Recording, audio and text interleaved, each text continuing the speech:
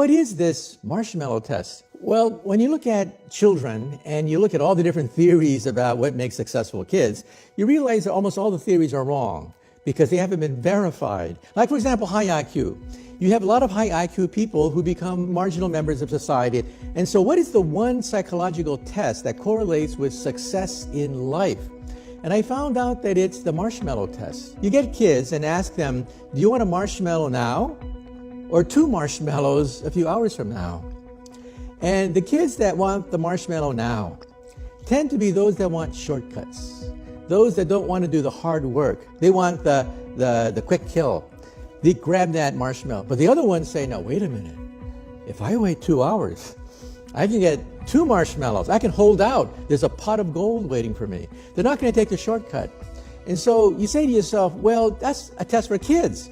But then you track them decade by decade by decade. And you find that they are more successful, they have a lower divorce rate, higher income, higher status in society, that don't want that simple payoff now, but are going to delay gratification into the future. And so I realized that that's the key to success in life, not just science, but in life. Don't take the shortcuts. But can it be taught? Well, part of it is your personality that is formed when you're very young. Okay, let's be very clear about that. But I think that, yes, I think that, for example, it turns out that if you do the same thing with poor children and the same thing with middle-class children, it turns out that poor children will, in general, go for the quick kill because they know that things disappear real fast. If there's money in the house, it's gone in the future. If you can show people that there is a pot of gold out there, that yes, you hold out, you go to college, you'll learn the discipline, there's a pot of gold out there. You can learn to appreciate that fact. What we have in the brain that is different from animals is we understand time. We understand the future. My grandparents came to California 100 years ago. But imagine, back then, life expectancy was 49 years of age. I mean, you were born, you had kids, and died. Life was a bitch. Now we have an increased lifespan. We have all the luxury goods. Instead of yelling out the window, which is what my grandparents did to communicate, we have the internet. And so when you look at it the long term, decade for decade, you realize the enormous progress that we've made. We constantly daydream, we scheme, we plot. We constantly think about what could be. Now let's do an experiment.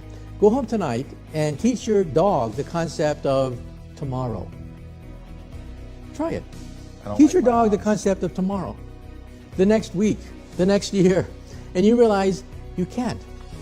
Animals live in the present. And that's what I think intelligence is. Intelligence is being able to map the future, simulate the future. So if you get an experiment, people with low IQ and high IQ, put them in the same room, and you give them the same job, rob a bank. You'll find out that the low IQ people probably do a much better job of robbing a bank, plotting the bank robbery, than high IQ people who get all messed up with legal implications and stuff like that. The point is that you can have some very smart robbers because they see the future. And that's what we humans do that animals cannot.